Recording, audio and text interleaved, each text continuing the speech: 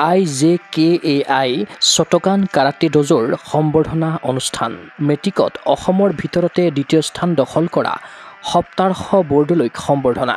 120 গৰাকী খেলুৱৈৰ বাবে বেল্ট পৰীক্ষা সম্পন্ন। জিপাল কাহিলিপাৰাৰ নৰকাসুৰ LP স্কুলৰ প্ৰাংগণ। খেল আৰু অধ্যয়নৰ ভাৰসাম্য ৰক্ষা কৰি সদ্য ঘোষিত হাইস্কুল শিক্ষান্ত পৰীক্ষাত জিলিকি উঠিছিল কাৰাটে খেলুৱৈ সপ্তাৰ্ষ বৰদলৈ।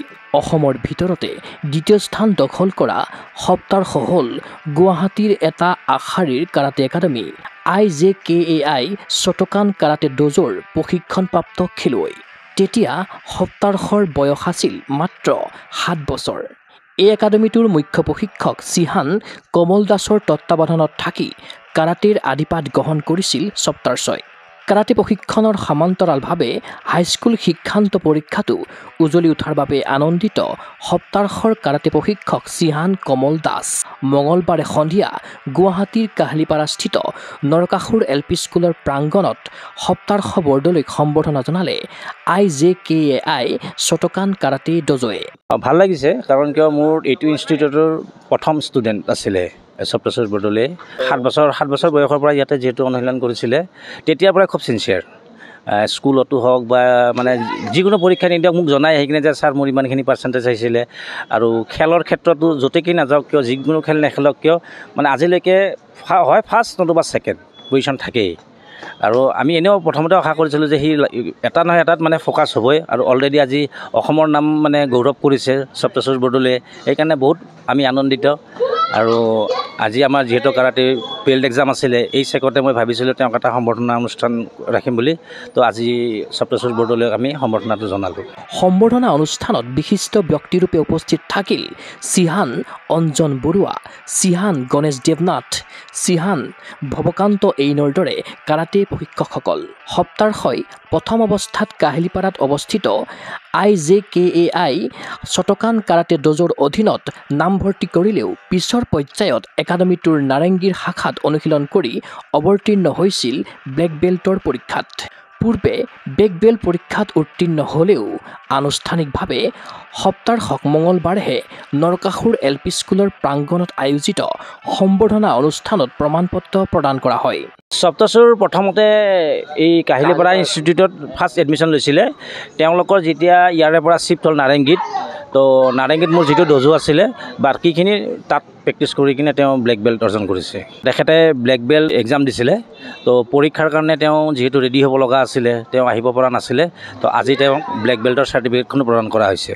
কাৰাটে বা অন্যান্য ক্ৰীড়াই যে ছাত্ৰ ছাত্ৰীসকলক পঢ়া শুনাৰ ক্ষেত্ৰত ব্যাঘাত জন্মাব নোৱাৰে তাৰেই অন্যতম উদাহৰণ দাঙি ধৰিলে মেধাৱী ছাত্ৰ সপ্তাৰ্ষ বৰদলৈয়ে।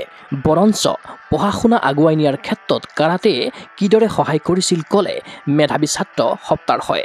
মই ভাবোঁ যে কাৰাটে যিটো খেল সেই খেলটোৱে মোক পঢ়া শুনা আগবঢ়াই নিয়াত যথেষ্ট সহায় কৰিছিল। কিয়নো মই যেতিয়া কাৰাটে শিকিছিলোঁ তেতিয়াই মোৰ এটা চেলেঞ্জিং ভাৱ আহি গৈছিল যে আৰু কম্পিটিশ্যন মাইণ্ডটো আহি যায়, কম্পিটিটিভ মাইণ্ডটো আহি যায় যে হয় কিবা এটা কৰিবই লাগিব জীৱনত, নকৰিলে নহ'ব। কাৰণ কাৰাটে আমাৰ মেণ্টেল পিছৰ লগতে যিটো আমাক ফিজিকেলি ফিট কৰি তোলে।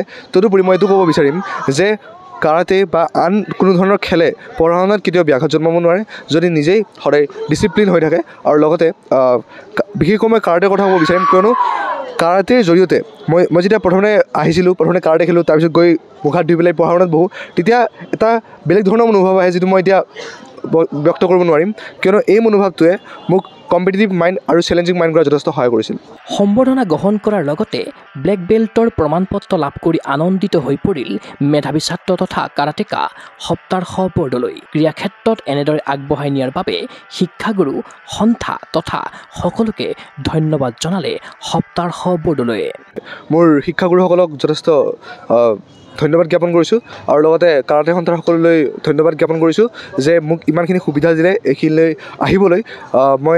মোক যে ব্লেক বেল্ট অৰ্জন কৰাৰ সহায় কৰিলে মই সকলোকে ধন্যবাদ জ্ঞাপন কৰিছোঁ। হয়, মই খুবেই আনন্দিত হৈছোঁ কাৰণ যথেষ্ট এই পৰ্যায়টোলৈ আহিবলৈ যথেষ্ট কষ্ট কৰিবলগীয়া হয় গতিকে চাৰ্টিফিকেটখন অৰ্জন কৰি যথেষ্ট গৌৰৱ অনুভৱ কৰিছোঁ মই পঢ়া শুনাৰ লগতে কাৰাটেও নিয়মিতভাৱে ঘৰত হ'লেও কেতিয়াবা দজোত আহি হ'লেও প্ৰেক্টিছ কৰি যাম বুলি মই ভাবিছোঁ আনহাতে নৰকাসুৰ LP স্কুলৰ প্ৰাংগণতে IJKAI শ্বটোকান কাৰাটে ড'জৰ উদ্যোগত দুদিনীয়াকৈ অনুষ্ঠিত হ'ল বেল পৰীক্ষা একাডেমীটোৰ মুখ্য প্ৰশিক্ষক চিহান কমল দাসৰ নেতৃত্বত IJKAIৰ প্ৰশিক্ষক চেনচাই গকুল দাস চেনচাই ৰাজেশ ব্ৰহ্ম চেনচাই ডেভিড দাসৰ উপস্থিতিত বেল্টৰ পৰীক্ষা সম্পন্ন হয় এই দুদিনীয়া কাৰ্যসূচীত IJKAI শ্বটোকান কাৰাটে ড'জৰ অন্তৰ্গত 6টা শাখা একাডেমীৰ পৰা অহা প্ৰায় 120 গৰাকী কাৰাটেকাই গ্ৰহণ কৰিলে ব্ৰাউন বেল্ট গ্ৰীণ বেল্ট আৰু ব্লু বেল্ট আজি ব্ৰাউন বেল্ট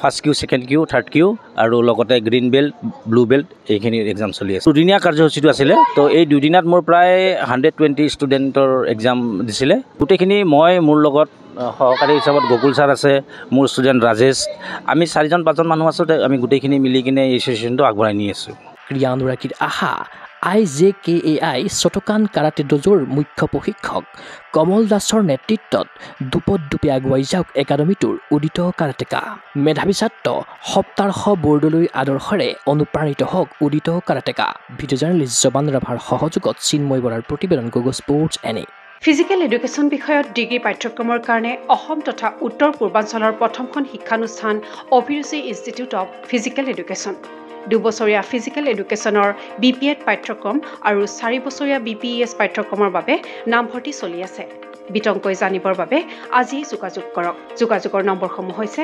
9435100098 700222 33540 88765210998 ৱেবছাইট www.aipguwahati.in